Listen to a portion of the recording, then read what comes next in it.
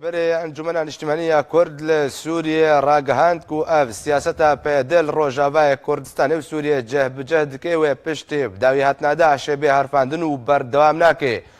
گوجی کو مبست جل در خستنا کنگرس و چی امر کرنا دستور کی نو جبو سوریه و اشکره کر کو هینا انجمن اجتماعی کرد لسوریه بریارا بجداری کرنه د کنگرس و چی دا ندایا او ریوبریاga آنها پیاده دایی برخواه يعني سينوركي فراه ودور دريج وهريمن عربي او قلكي بنجهك سيسته وبهرفه يعني بهذا بخد زانه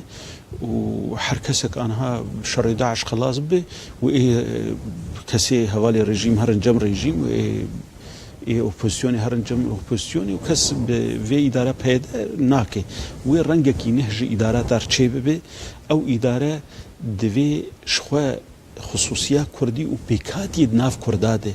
يعني نهما تاني والله ما خلقك بصدي كيلومتر داي برخوا ومقوتي شمال سوريا اف خطا قبمت رسم كري وين رنجك ينهج الريفا برياري بيك بي سوتشي تشي دبج بو لزقرنك ددانينا دستورو هالبجارتني دي تشي ببه لي حطانها هنا كوكي هي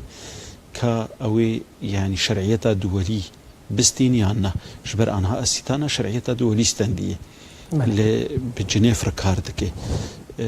جار هين سوتشي أو بريارة داوي جالية نتويك بوي نهاتي ستاند حطانها بريارة چون نهاتي ستاندن جرانتيات خوازن ج أمم المتحدة ج روسيا نوكاوي سوتشي جبو تشيبه ويتشبكي ويتش ملفات بين درس كرن إما وك انجمن اجتماعي كرديجي بريارة ما أو أم شو كونغري ناف دولتي تشيببن شو كونغري دولتين زلهز تشيببن أما كرد كاربن برجريد بر ما في قد بكن